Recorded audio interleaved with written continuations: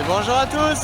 Donc aujourd'hui on se retrouve pour une nouvelle vidéo où je vous présente, comme je vous avais dit, le broyage des tours de champ. Donc ici je suis en train de réaliser le broyage d'un fossé sur le tour d'une de mes parcelles. Donc je vous présente l'ensemble, vous le connaissez peut-être un petit peu pour avoir vu cette vidéo ici en lien. Donc c'est le 6810 de 20 avec le broyeur Nicolas d'accotement de 2,10 m. Donc pourquoi un si gros tracteur? Pour pouvoir avoir justement l'assise nécessaire le long des fossés et le long des cours d'eau pour pas descendre au fond. Je vous explique un petit peu plus tout ça après le générique. A tout de suite.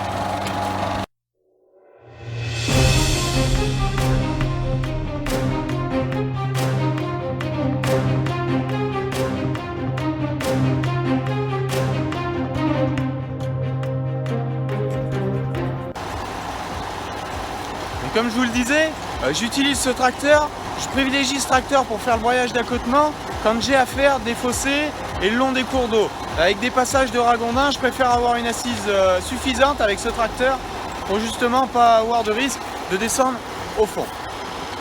Avec ce broyeur, vous pouvez voir des images drone en même temps où je réalise donc effectivement des fossés comme vous le voyez derrière moi, mais également de la haie. Et je fais en même temps, je profite d'être sur ce site pour faire en même temps mes mordes enherbées. Bon, j'ai moins de débit qu'avec le broyeur de végétaux de la Kuma. C'est un Schulte. Vous voyez une photo ici. Je m'en servirai prochainement pour broyer mes cannes de colza. Peut-être sur une petite partie de vidéo, vous le verrez. Donc vous voyez un petit peu le travail que je peux faire avec ce broyeur. Certains m'ont demandé et sont peut-être interrogatifs de pourquoi je broie les tours de champ. Alors là, vous pouvez le voir, il y a un petit peu de tout. Il y a des ronces, il y a ronces, liserons, il y a un petit peu d'ambroisie, on n'en voit pas ici. Il y a des chardons à des endroits. Le but c'est de ne pas laisser proliférer toutes ces adventices et d'avoir des bordures. Esthétiquement c'est déjà plus propre comme ça. Et agronomiquement, c'est mieux de ne pas faire grainer toutes ces plantes en bordure de parcelles. On voit aussi des graminées, des raigrats qui peuvent grainer, etc. Et nous amener des adventices et de la mauvaise, plus couramment appelée des mauvaises herbes, dans nos parcelles.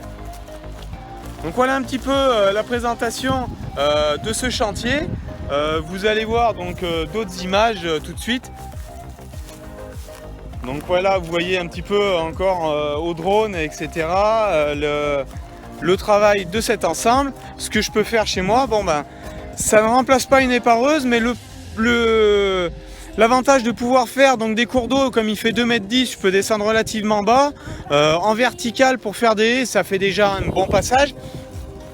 Donc il me permet effectivement, ce broyeur, de m'affranchir du passage, donc d'avoir une épareuse chez moi et d'avoir plus de débit de chantier parce que j'ai à peu près 2 fois la largeur d'un rotor d'épareuse traditionnelle, et de faire à l'entreprise quand j'ai besoin des travaux avec l'épareuse plus haut ou plus loin le long des cours d'eau. Mais cela je le fais réaliser tous les 4 ans à peu près maintenant parce que j'arrive à faire la majorité du travail avec ce broyeur.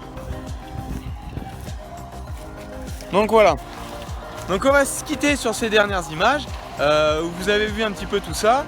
Donc je vous laisse mettre en commentaire si vous avez des interrogations par rapport à cette vidéo, mettre un pouce en avant si vous aimez tout ça, un pouce vers le bas si vous n'avez pas aimé justement, il n'y a pas de souci.